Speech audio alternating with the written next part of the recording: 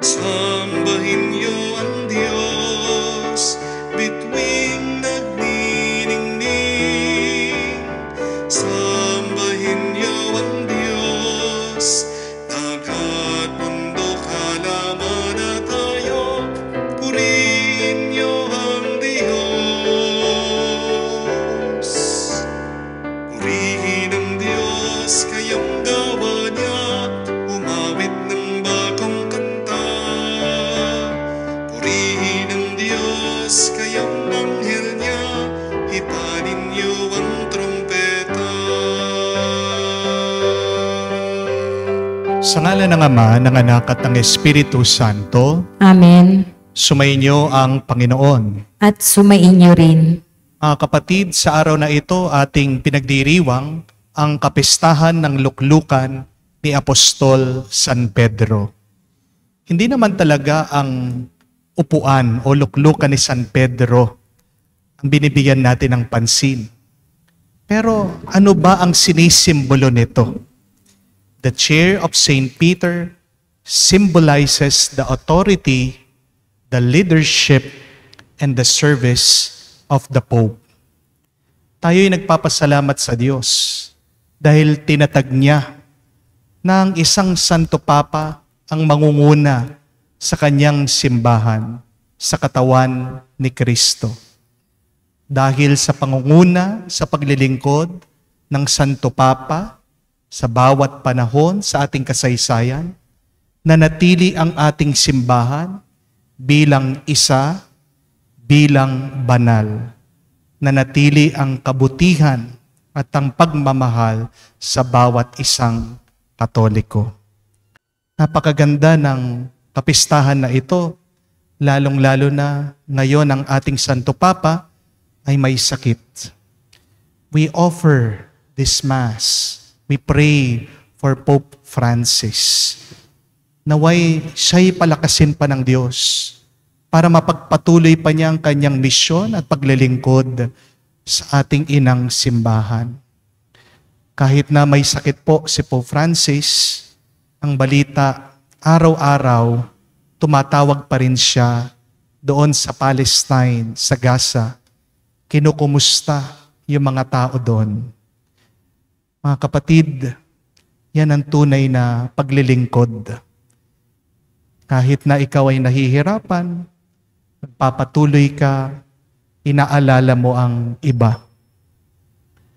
Mga kapatid, ang tanging matutulong natin may aalay sa ating Santo Papa ngayon, si Pope Francis, ay ang ating mga dasal at panalangin. Naway sa mas mabilis na panahon, siya'y makabalik sa kanyang luklukan para pagpatuloy niya ang kanyang pag-aalay ng kanyang sarili para siyang maging daan ng pagkakaisa nating lahat.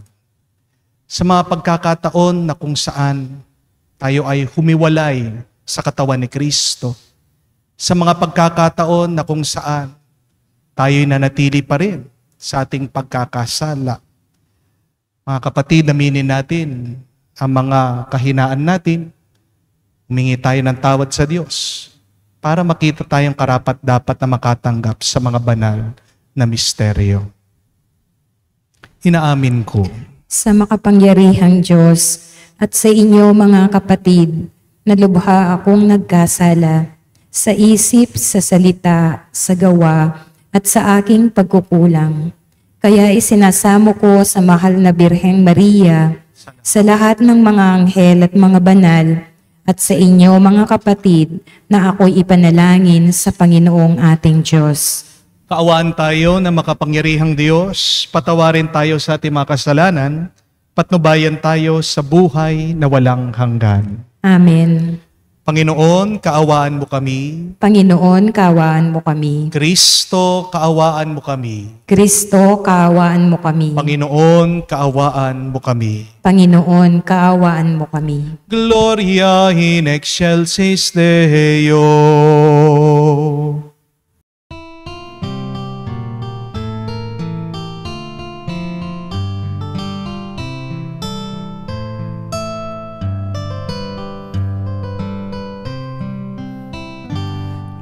Luwalhati sa Diyos sa kaitaasan, kaloob sa lupa ay kapayapaan. Pinupuri ka't ipinandarangal, sinasamba ka dahil sa dakila mong kalwalhatian.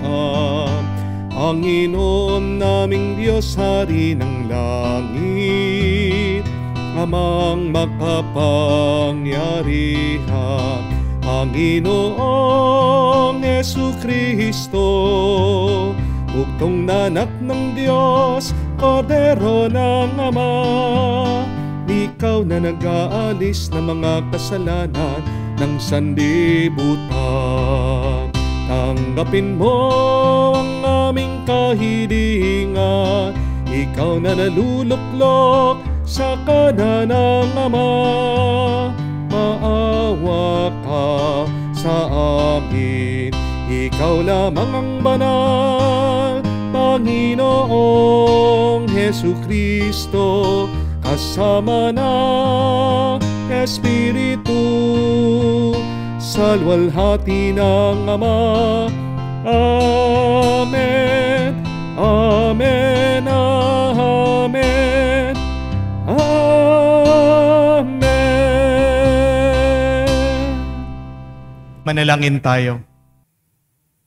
Ama naming makapangyarihan, pinakikiusap naming huwag mong pahintulot na madaig ng anumang mabigat na pagsubok. Kaming naninindigan sa ibabaw ng batong si Apostol San Pedro, na sumasampalatayang matapat sa iyong anak na si Jesucristo, na aming tagapamagitan kasama ng Espiritu Santo, magpa sa walang hanggan. Amen.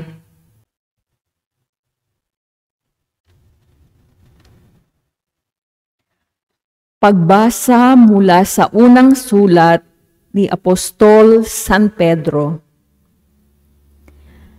Mga pinakamamahal, sa matatandang namamahala sa inyo, nananawagan ako bilang isa ring matandang tulad ninyo. Nasaksihan ko ang paghihirap ni Kristo at makakahati naman ako sa karangalang nalalapit ng ipahayag. Ipinamamanhik kong alagaan ninyo ang kawang ipinagkatiwala sa inyo ng Diyos. Pamahalaan ninyo ito ng maluwag sa loob, hindi napipilitan lamang, sapagkat iyan ang pag-ibig ng Diyos. Gampanan ninyo ang inyong tungkulin, hindi dahil sa masakim na paghahangad ng pansariling kapakinabangan, kundi sa katuwaang maglingkod. Hindi bilang Panginoon ng inyong mga nasasakupan, kundi bilang uliran ng inyong mga kawan. At pagparito ng Pangulong Pastol ay tatanggap kayo ng maningning na koronang di kukupas kailanman.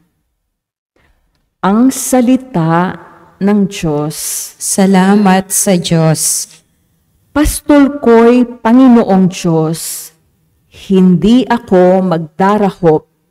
Pastol ko'y Panginoong Diyos, hindi ako magdarahop. Panginooy aking pastol, hindi ako magkukulang.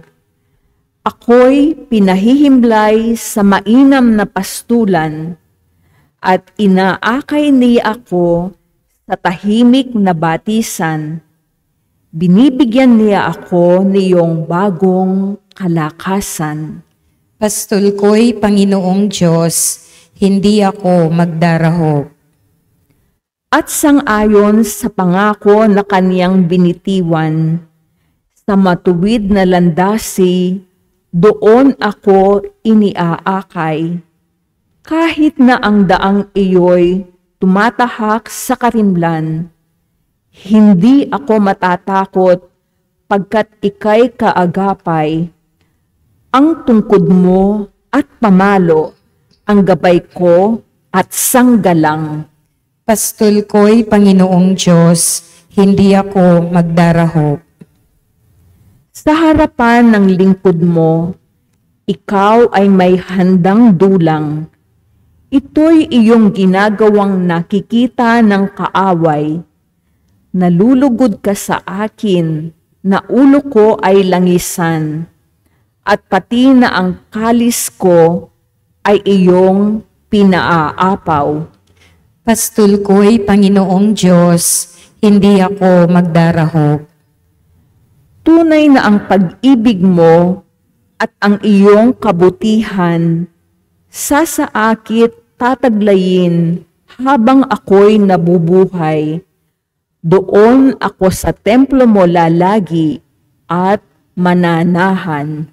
Pastol ko'y Panginoong Diyos, hindi ako magdarahop.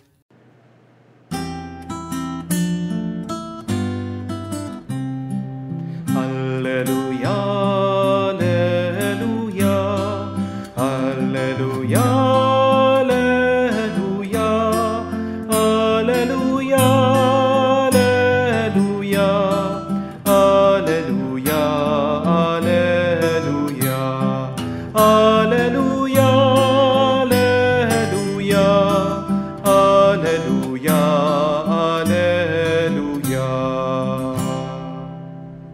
Ikaw, Pedro, ang saligan ng aking simbahang banal, na daig ang kamatayan. Aleluya, aleluya.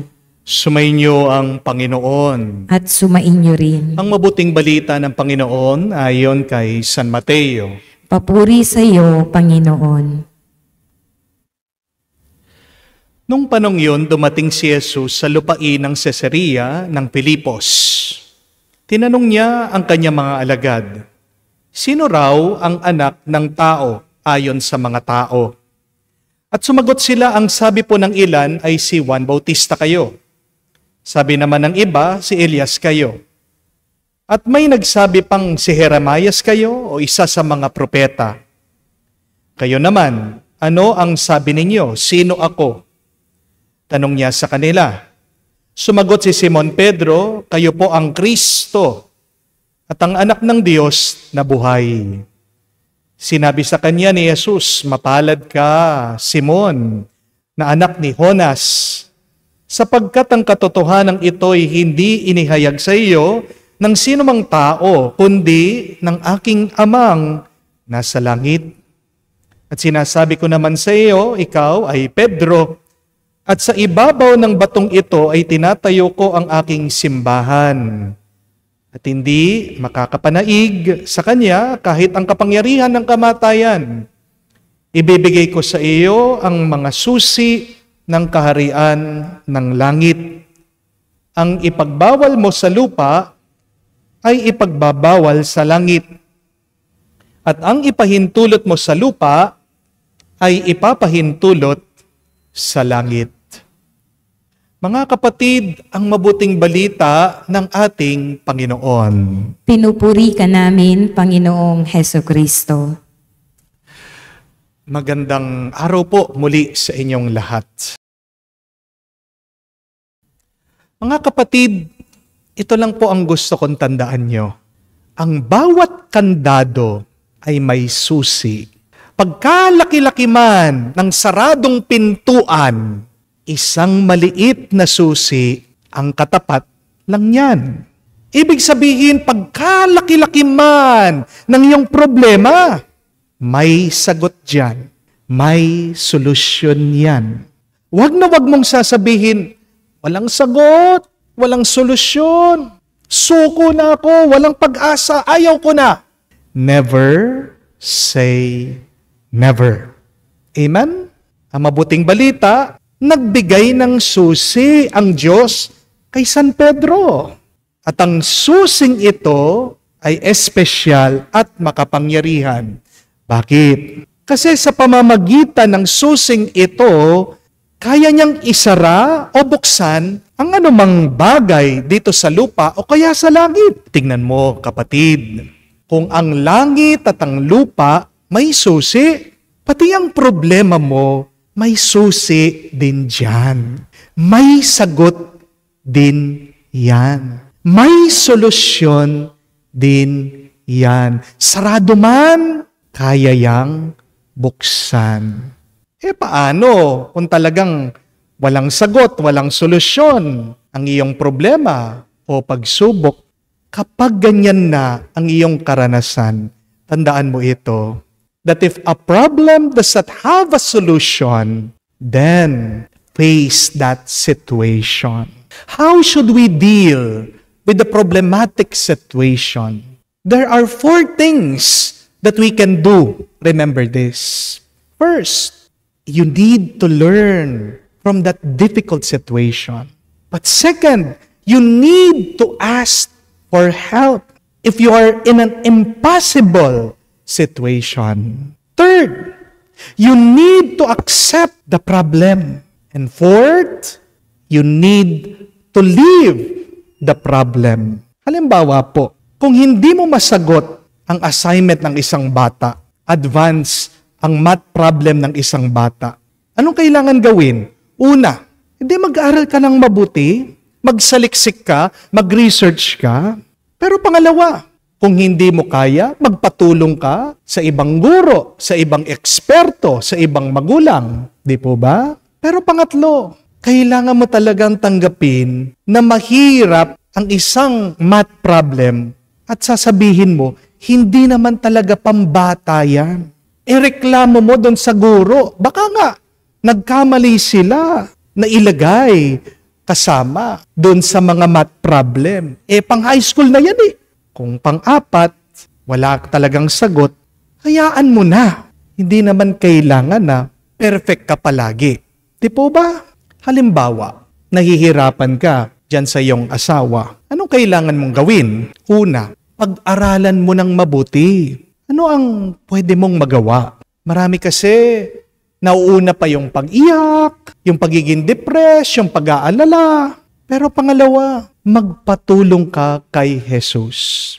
Isurrender mo sa Diyos ang problema mo dyan sa asawa mo.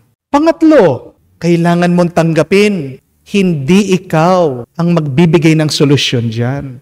Tanging ang Diyos lang ang makakapagbago sa asawa mo. Pero pang-apat, kung talagang pagkatapos mo nang ginawa ang lahat, hayaan mo na, yung asawa mo muna. Meron talagang mga problema na sila mismo sosolusyonan nila ang sarili nila. Kung ang isang tao gumawa ng problema, minsan kailangan hayaan mo siya na siya din ang maghanap ng sagot at solusyon sa problemang ginawa niya.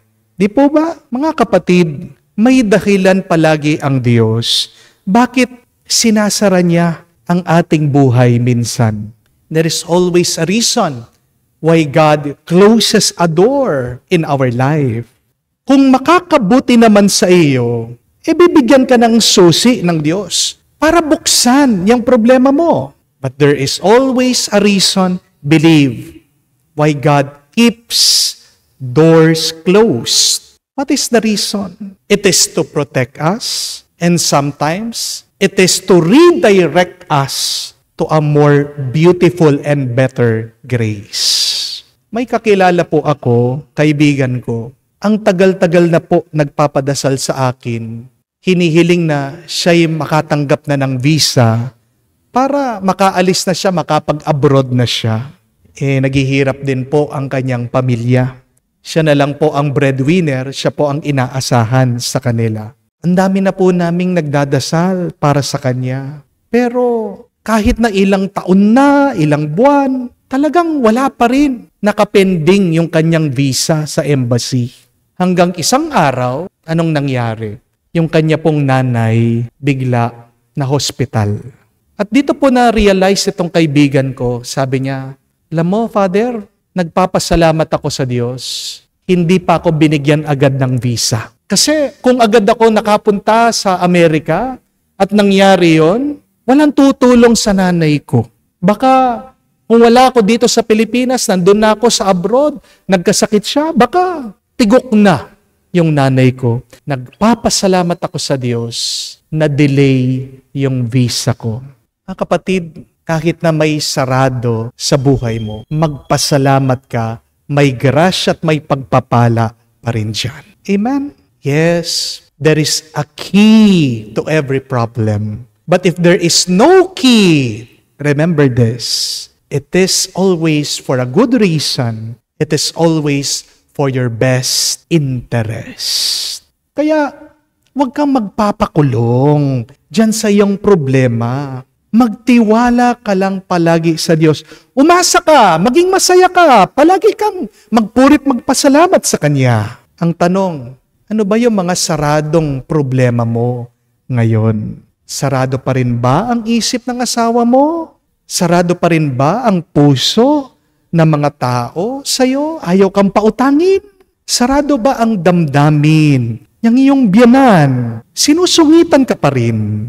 Sarado pa rin ba ang loob ng anak mo sa'yo? Ayaw kang kausapin? Sarado ba ang mga oportunidad sa iyo? O baka sarado pa rin yung iyong katawan mo, hindi nagre-response, tumutugon sa mga gamot, hindi ka pa rin gumagaling hanggang ngayon. Mga kapatid, huwag kang mawawalan ng pag-asa. Dahil si Jesus ang nagsabi kay San Pedro, ano man ang ipahintulot mo dito sa mundo, ipapahintulot din sa langit. The power to unlock and to close things here on earth and in heaven has been given to our church. At ano po ba ang susi sa ating mga problema? Dito, nasa atin na, sa loob ng simbahan. Walang iba kung hindi ang ating Panginoong Hesukristo. Amen? Di niyo po ba napansin yung krus ni Jesus? Parang korting susi. Di po ba? Ang susi ng langit at dito sa lupa ay walang iba kung hindi si Jesus. Ano ang hawak-hawak na susi ni San Pedro? Yan ang ating Panginoong Hesukristo. Kung paano hinawakan ni San Pedro ang susing ito, ang ating Panginoong Hesukristo, sana wag din tayong bibitaw sa Kanya. Amen? Kaya nga, kung ikaw ay nalulungkot, si Jesus ang saya mo. Kung ikaw ay nalilito, si Jesus ang gabay mo. Kung ikaw man ay naguguluhan sa buhay mo, si Jesus ang iyong kapayapaan. Kung man ikaw ay nahihirapan, si Jesus ang iyong kaginhawahan. Kung man ikaw ay nagkakasala, si Jesus ang magpapatawad sa iyo. Kung man ikaw ay nahihirapan, ang ating Panginoon ang tagapagbigay, ang nagpupuno. Kung man ikaw ay may sakit, ang ating Panginoon, si Jesus, ang ating kagalingan, ang ating tagahilom. Bago ka man maghanap ng sagot sa iyong problema, sa ibang tao, sa ibang lugar, mga kapatid, bumalik ka, pumasok sa simbahan. Tandaan mo, Jesus is always the answer. Jesus is always the key. Because Jesus can unlock all blessings and graces for us. All that Jesus wants is to save you from your problems and to protect you from all evil in this world. Yan ang ating ipagdasal. Sabihin natin, Panginoon, turuan mo kami na magtiwala muli. Alam namin na sa iyo ang susi para tanggapin namin ang mga umaapaw na grasya ngayon at magpakailanman. Amen. Tumayo po tayo. Ama naming Diyos, sa iyong pangangalaga sa mundo, pinili mo si San Pedro bilang pinuno ng mga apostol at ulo ng simbahan. Taglay ang tapat na pagtitiwala sa iyo, nananalangin kami bilang isang pamayanang may pananampalataya sa pamumuno ng kahalili ni San Pedro. Ating sabihin, Panginoon, dinggin mo kami. Panginoon, dinggin mo kami. Ang ating Santo Papa Francisco, ang kahalili ni Pedro, naway gamitin ang kanyang kapangyarihan Sa diwa ng paglilingkod, manalangin tayo sa Panginoon. Panginoon, dinggin mo kami. Ang Santo Papa Francisco, Arsobispo Florentino Lavarias, mga obispo at mga naglilingkod bilang mga diplomatiko ng tanggapan ng Santo Papa, naway maging mabibisang tagapaghatid ng pagkakaisa sa mundo, manalangin tayo sa Panginoon. Panginoon, dinggin mo kami.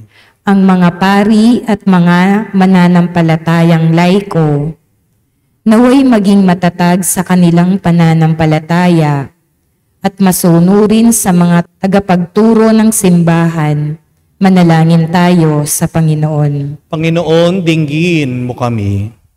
Sa katahimikan po ng ating puso, banggitin din natin at sabihin sa Diyos ang ating mga personal na pangangailangan. Ama, tulungan mo kaming maging tapat na tagasunod ng iyong anak sa pamamagitan ng aming pagsunod sa pag-akay ng kahalili ni San Pedro. Hinihiling namin to sa pamamagitan ni Kristo na aming Panginoon. Amen.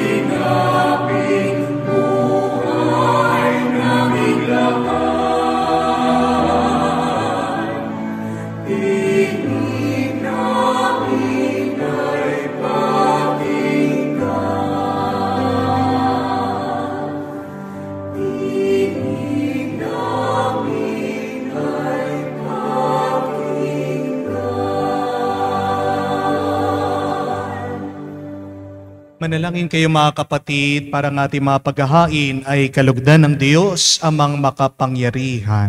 Tanggapin nawa ng Panginoon itong paghahain sa iyong mga kamay, sa kapurihan niya at karangalan, sa ating kapakinabangan at sa buong sambayan niya niyang banal.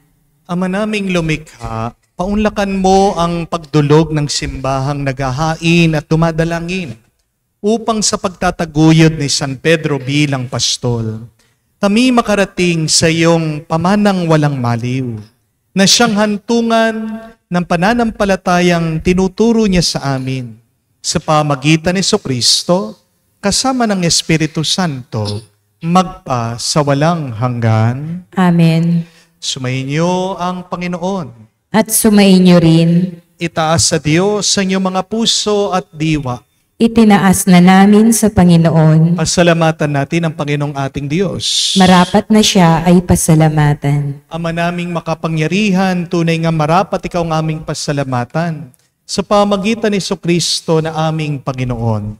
Tinatag niya ang iyong sambayanan at ang mga apostol ay salig at katuwang sa pagpapanatili ng iyong pagmamahal na di nagwawakas kahit kailanman. Kami sambayanan mo dito sa daigdig ay katibayan ng pamumuhay sa langit. Kami naririto ang tagapaghiwatig sa pagkakaisa ng tanan sa iyong pag-ibig. Kaya kaisa na manghel na nagsisiawit ng papuri sa iyo, nang walang humpay sa kalangitan, kami nagbubunyi sa iyong kadakilaan.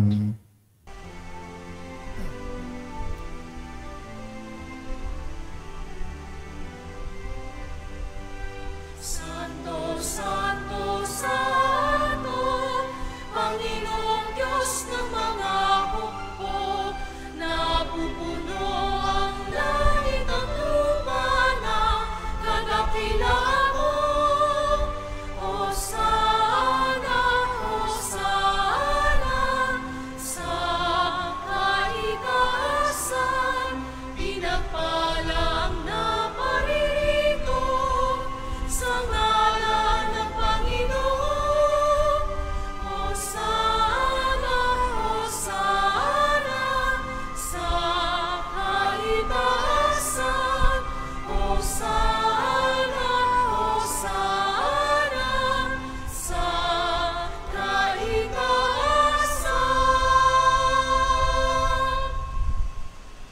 Ama naming banal, ikaw ang bukal ng tanang kabanalan. Kaya't sa pamagitan ng iyong Espiritu, gawin mong banal ang mga kaloob na ito upang para sa amin, maging katawan at dugo ng aming Panginoong Heso Kristo. Bago niya pinagtiis ang kusang loob na maging handog, ninawakan niyang tinapay, pinasalamatan kanya, pinaghati-hati niya iyon, inabot sa kanya malagad at sinabi, tanggapin ninyong lahat ito at kanin. Ito ang aking katawan na ihahandog para sa inyo.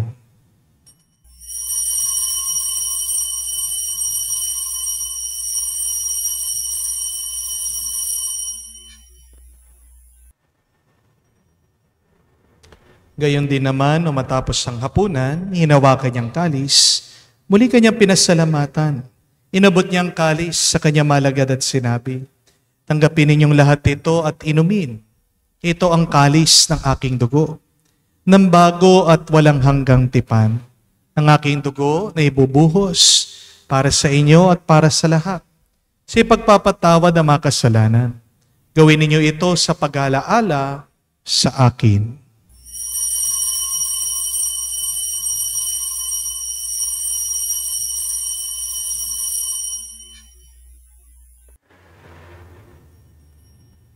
Ang misteryo ng pananampalataya.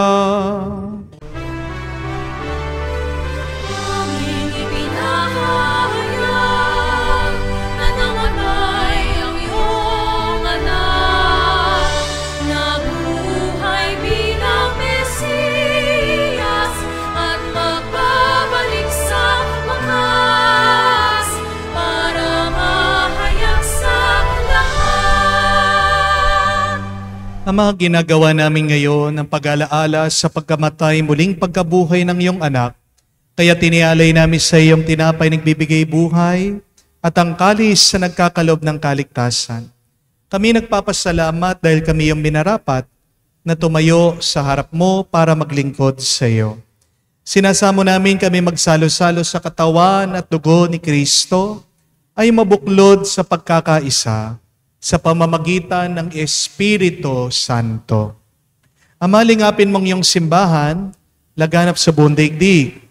Puspusin mo kami sa pag-ibig. Kaisa ni Francesco, ang aming Santo Papa, si Florentino, aming Arsobispo, at ng Tanang Kaparian. Alalahanin mo rin ang aming mga kapatid na nahimlay na may pag-asang sila'y muling mabubuhay. Gayon din naman lahat ng mga pumanaw. Kawan mo't sila't patuloyin sa iyong kaliwanagan. Kawan mo't pagindapatin kaming lahat na makasalo sa iyong buhay na walang wakas. Kaisa na mahal na Birhen Maria, Ina ng Diyos. Kaisa ni San Jose, ang kanyang maligayang esposo. Kaisa ng mga apostol at lahat ng mga banal na namuhay dito sa daigdig na kalugod-lugod sa iyo. May pagdiwang nawa namin ang pagpupuri sa ikararangal mo sa pamamagitan ng iyong anak aming Panginoong Heso Kristo. Sa pamamagitan ni Kristo, kasama niya at sa Kaniya, ang lahat ng parangal at papuri ay sa iyo, Diyos Ama, makapangyarihan, kasama ng Espiritu Santo, magpasawalang hanggan. Amen, amen, amen. Sa nakakagaling na utos sa turo ni Jesus sa Panginoon natin na Diyos, ipahayag natin ang lakas, loob.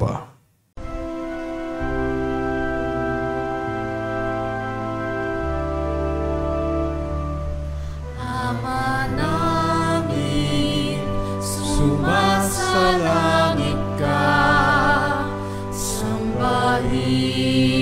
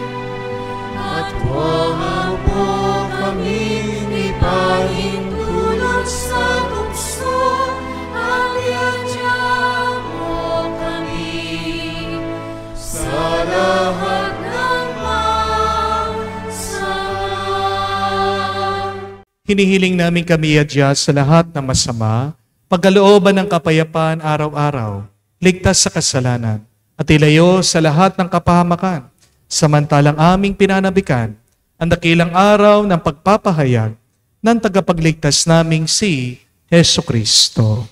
Sapagkat iyo ang kaharian at ang kapangyarihan at ang kapurihan magpakailanman. Amen. Panginoong Hesu Kristo, sinabi mo sa mga apostol, kapayapaan ang iniwan ko sa inyo, ang aking kapayapaan, binibigay ko sa inyo.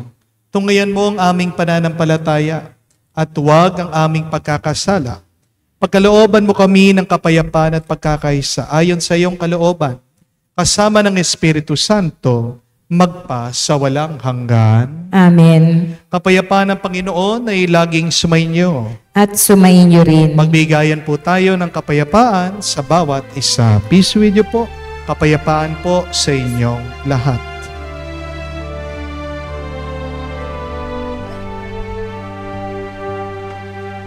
Cordero ng Diyos na nag-aalis ng mga kasalanan ng sanlibutan, maawa ka sa amin. Maawa ka sa amin. Cordero ng Diyos na nag-aalis ng mga kasalanan ng sanlibutan, maawa ka sa amin. Maawa ka sa amin.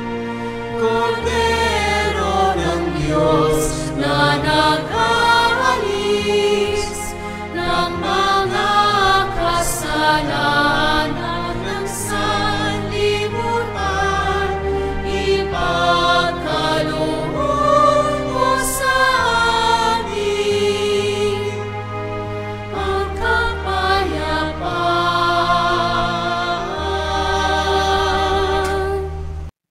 Mga kapatid, naririto ang ating Panginoong Jesucristo, Kordero ng Diyos. Siya nag-aalis sa mga kasalanan ng sanlibutan.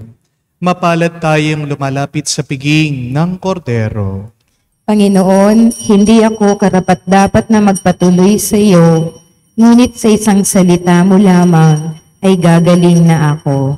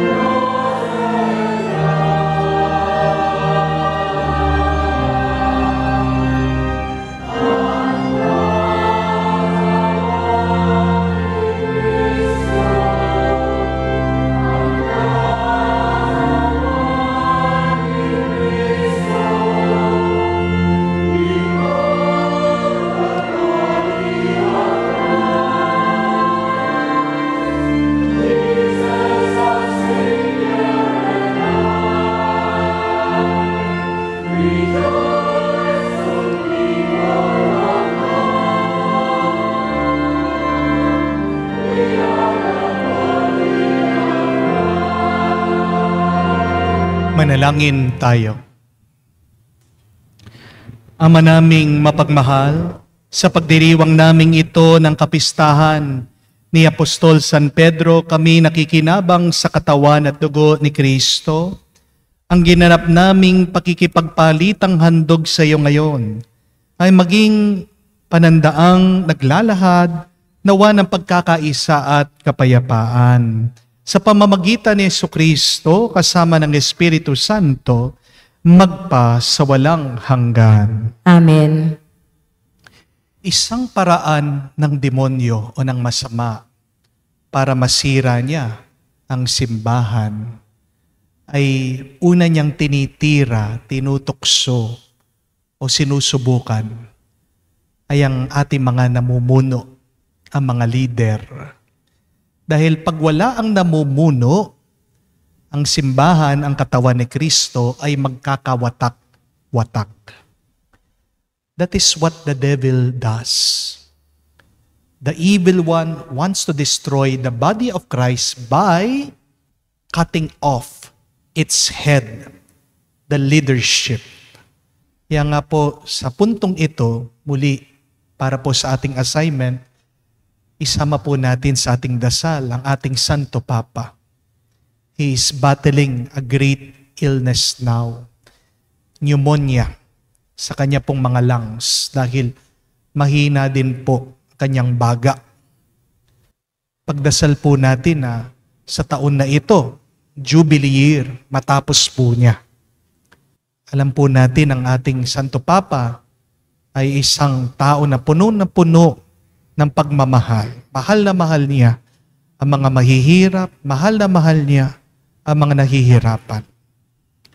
Kaya pinagdarasal po natin na siya'y lumakas muli para tayong lahat ay magabayan niya, para maging kamukha niya, mas mahalin din natin, mapaglingkuran ang mga nahihirapan sa buhay. We pray for Pope Francis that in this Jubilee year, he may be strengthened and he may continue to serve us with strength and with joy. Sumainyo ang Panginoon. At sumainyo rin. At kayo ay basbasan ng Diyos, makapangyarihan sa lahat, sa ngalan ng Ama, ng Anak, ng Espiritu Santo. Amen. Ang ating misa ay natapos na. Humayo kayo sa kapayapaan ni Kristo. Salamat sa Diyos.